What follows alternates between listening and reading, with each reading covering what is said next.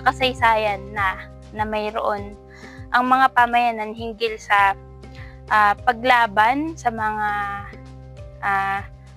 nakakasirang proyekto na sa tingin namin ay hindi lang pampisikal, kundi pati na rin doon sa aming kultura. At sa ngayon nga ay pati na rin ugnayan ng mga bawat pamayanan ay naapektuhan na rin.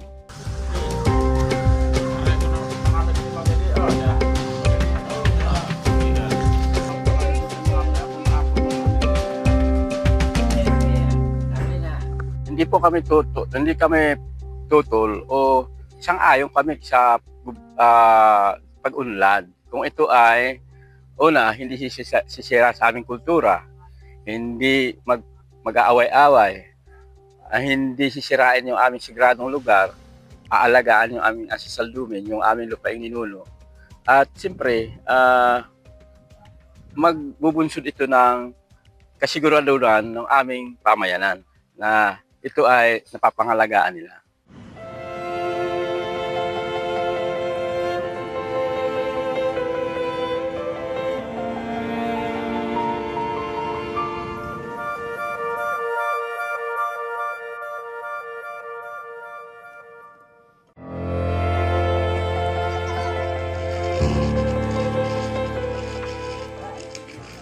Sana magkaroon pa rin ng muling pag-uusap para sa proseso ng free, prior, and informed consent, maintindihan kung ano talaga ang proseso nito